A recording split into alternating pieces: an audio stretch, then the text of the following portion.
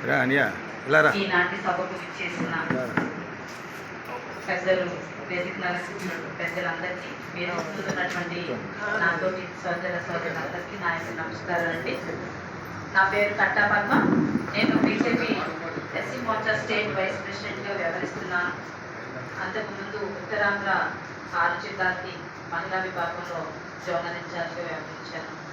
అయితే ఇటీవల కాలంలో నా యొక్క పనితీరుని పెంచుకొని మా యొక్క కేంద్ర రాష్ట్ర ప్రభుత్వాల సహకారంతో, అదేవిధంగా మన 7 నియోజకవర్గంలో ఉన్నటువంటి అసెంబ్లీ ఎమ్మెల్యేలు ఎవరైతే ఉన్నారో వారి అందరి ఆశీర్వాదం కొంచెం ఫలమాని నాకు డిసెంబర్ 29వ తేదీన Visakha district business and monitoring committee సభ్యురాలుగా ఎంపిక కాబడ్డాను.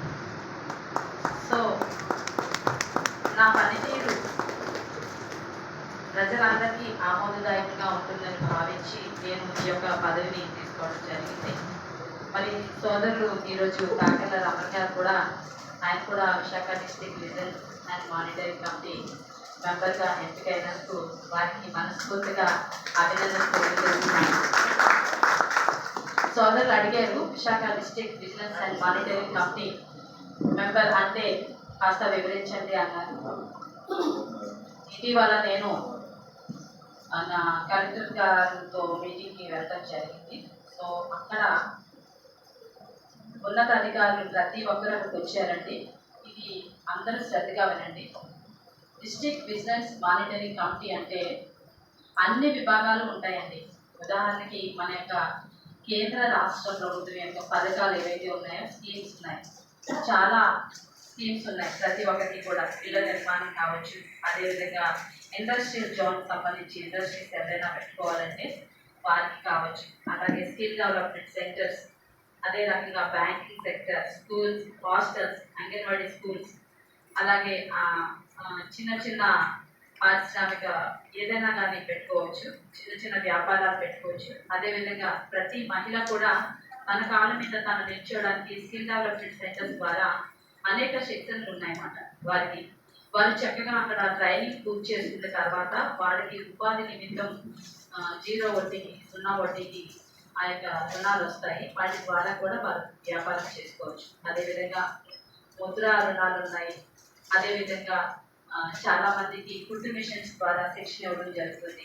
ఇంతే కాకుండా ముఖ్యంగా ప్రతి పేద విద్యార్థులకు 10th క్లాస్ పాస్ అయితే చాలు, బాలికలకు కానీ బాలులకి కానీ 10th పాస్ అవగానే స్కిల్ డెవలప్మెంట్ సెంటర్ ద్వారా వారికి 3 నెలల పాటు శిక్షణ ఇస్తారు. ఆ శిక్షణ వారికి చదువు కావచ్చు, లేదా చేతి వృత్తులు కావచ్చు, అనేక విషయాల పట్ల వారికి శిక్షణ ఇస్తూ ఆ శిక్షణ కంప్లీట్ అయిన తర్వాత వారికి ఉద్యోగం వచ్చే విధంగా ఆ యొక్క సెంటర్ వారిని రప్పించి ఆ యొక్క ఉద్యోగానికి ఎంపిక చేసి పంపించడం జరుగుతుంది. అయితే district business and monitoring committee సభ్యులు చేసే పని ఏంటంటే ప్రజల్లోకి వెళ్ళాలి. వాళ్ళు అంటే ఎంఆర్ఓ గారి వెళ్ళొచ్చు, పోలీస్ స్టేషన్కి వెళ్ళొచ్చు, బ్యాంకుకి వెళ్ళి కూర్చోవచ్చు, హాస్టల్స్ వెళ్ళి కూర్చోవచ్చు. అలా ప్రతి చోటకి వెళ్ళి మానిటరింగ్ చేయాలి. అంటే ప్రజలకి ఏంటి అవసరాలు, వాళ్ళకి ఏంటి ఇబ్బందులు, హాస్టల్స్లో వసతులు బాగున్నాయా, వాళ్ళకి టైంకి ఫుడ్ అందుతుందా లేదా, వాళ్ళకి సదుపాయాలు ఉన్నాయా లేదా, కేంద్ర రాష్ట్ర ప్రభుత్వాలు ఇస్తున్నాయి వాళ్ళకి అందుతున్నాయా లేదా, ఇలా అనేక అంశాల మీద అక్కడ మనం సర్వేకి వెళ్ళొచ్చండి. ఒకవేళ అక్కడ ఎవరైనా కనుక ఈ బిజినెస్ అండ్ మానిటరింగ్ కమిటీ వారికి కంప్లైంట్ చేసినట్లయితే వారు ఇమీడియట్లీ ఉన్నత అధికారులతో మాట్లాడి అక్కడ వారికి ఏదైతే లోటుపాట్లు ఉన్నాయో ఆ పని జరిగేటట్టు చూడాలండి. అలాగే ఎంఆర్ఓ ఆఫీస్కి వెళ్ళాము, పని అవ్వలేదు, మనకి అటు ఇటు తిప్పుతున్నారు. సో అలాంటి వారు కూడా ఇబ్బందుల్లో ఉంటే వెంటనే బిజినెస్ అండ్ మానిటరింగ్ కమిటీ వారికి తెలియపరచవచ్చు. మేము వెళ్తున్నామండి, మాకు అవ్వలేదు, ఇలా తిప్పుతున్నారంటే వెంటనే సంబంధిత అధికారులతో మేము మాట్లాడి ఆ యొక్క పనిని అయ్యేటట్లు చూస్తామన్నమాట. ఇలాగా ఇవి ఉంటాయి. అండ్ పబ్లిక్లోని సంబంధిత కార్పొరేట్ కానీ ఎవరైనా కానీ ఏదైనా మీటింగ్స్ పెట్టుకున్నప్పుడు కంపల్సరీగా అక్కడికి అటెండ్ అయ్యి ప్రజలకి సందేశాన్ని ఇవ్వచ్చు. మనం అక్కడ ఎవరైనా ఆన్ స్పాట్లో సమస్య ఏదైనా మన ముందుకు తీసుకొచ్చినట్లయితే అది ఏ సమస్య అయినా కావచ్చు, ఆ యొక్క సంబంధిత అధికారులతో అయ్యా మరి మీ చుట్టూ తిరుగుతున్నారు, దీనికి పని అవ్వలేదు, మాకు కాస్త మీరు చేయాలని చెప్పి మనం మానిటరింగ్ చేసి అది అయ్యే దిశగా అడుగులు వేయాలి. అండ్ వీటన్నిటినీ కూడా నెలకు ఒకసారి కలెక్టర్ గారు మీటింగ్స్ పెడతారు. అక్కడికి సిపి గారు రావచ్చు, కలెక్టర్ గారు రావచ్చు. అక్కడ ఉన్న అధికారులు అందరూ వస్తారు. ఏదైతే నేను చెప్పానో MSME managing directors, skill development వాళ్ళు, బ్యాంకర్స్, అలాగే తర్వాత హాస్టల్స్ అన్నిటికీ కూడా ఎవరైతే హెడ్ ఆఫ్ ది బాస్ ఉన్నారో వాళ్ళందరూ అధికారులు కూడా వస్తారన్నమాట. వాళ్ళందరినీ రౌండ్ టేబుల్ కూర్చోబెట్టి ఒక్కొక్కరిని అడుగుతారు.